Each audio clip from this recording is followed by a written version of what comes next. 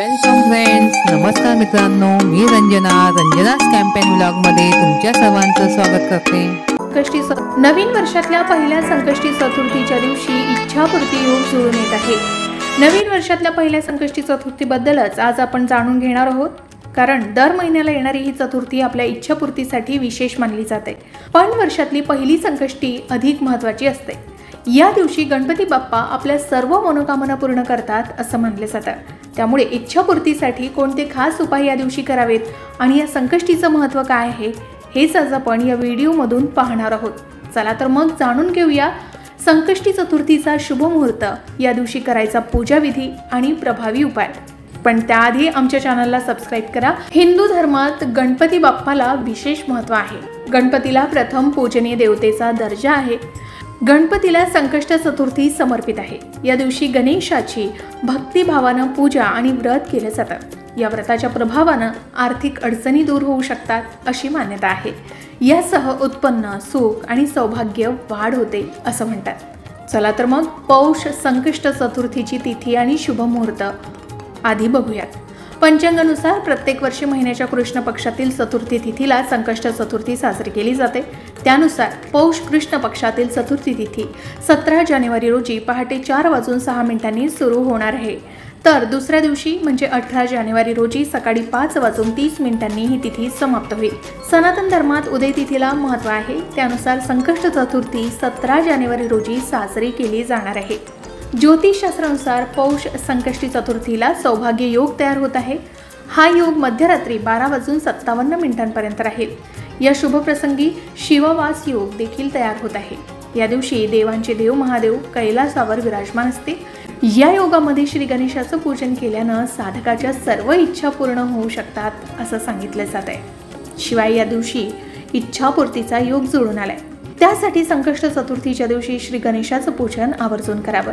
संकष्ट चतुर्थीच्या दिवशी ब्रह्ममुहूर्तात उठावं। स्नानादीपासून निवृत्त होऊन लाल रंगाचे वस्त्र परिधान करावेत। देवघरात चौरंगावर लाल रंगाचे कापड टाकून श्री गणेशाची मूर्ती स्थापित करावी। श्री गणेशाची मूर्ती नसेल तर सुपारी स्वरूपात श्री गणेशाचं पूजन करावं। श्री गणेशांना कुंकुम, फुलं, फळं, मिठाई अर्पण करावी। दुर्वा अर्पण करावा। श्री गणपतीला तीळ गुळाचा नैवेद्य अर्पण करावा। तुपाचा दिवा प्रज्वलित करावा। या दरम्यान श्री गणेश चालीसा पठण करावं। शेवटी गणपतीची आरती करावी आणि शंख वाजवावा। त्यानंतर कळत न कळत झालेल्या चुकांबद्दल देवाकडे क्षमा मागावी। संक्रांतीनंतरची ही पहिली संकष्टी चतुर्थी आहे, म्हणजेच नव्या वर्षाची ही पहिली शुभ संकष्टी असेल। हा दिवस आपल्या मनोकामना पूर्ण करणारा मानला जातो। या विशेष संकष्टीचं महत्त्व आणि इच्छापूर्तीचे प्रभावी उपाय सुद्धा आपण बघूयात। संक्रांतीपासून सूर्य उत्तरायणाला लागतो आणि प्रकाशमान दिवसाची सुरुवात होऊ लागते। यात सकारात्मक ऊर्जेनं भरलेल्या या काळात पहिली संकष्टी येते। गणपतीची पूजा करणं, यावेळी केलेले संकल्प आणि उपाय अधिक फलदायी ठरू शकतात।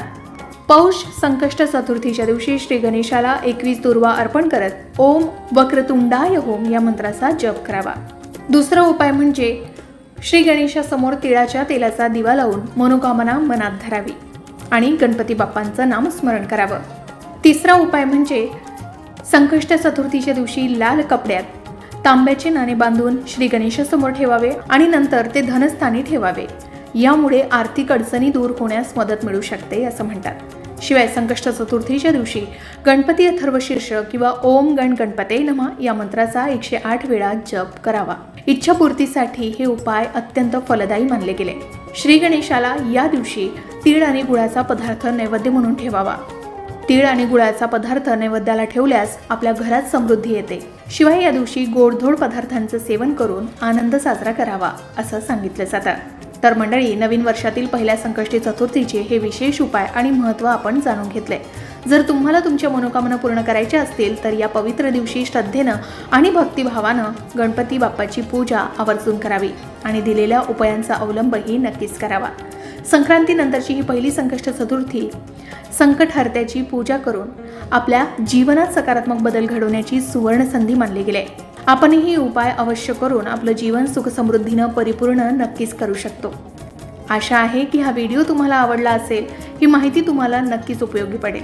नवीन वर्षातल्या पहिल्या संकष्टीच्या दिवशी तुम्ही कोणते उपाय करतात आणि त्याचे काय लाभ तुम्हाला जाणवलेत कमेंट करून नक्की सांगा। अशाच प्रकारच्या माहितीपूर्ण व्हिडिओसाठी चॅनलला नक्की सबस्क्राईब करा आणि बेल आयकॉनला क्लिक करा, म्हणजे आमच्या नवनवीन व्हिडिओचं नोटिफिकेशन तुम्हाला मिळत राहील।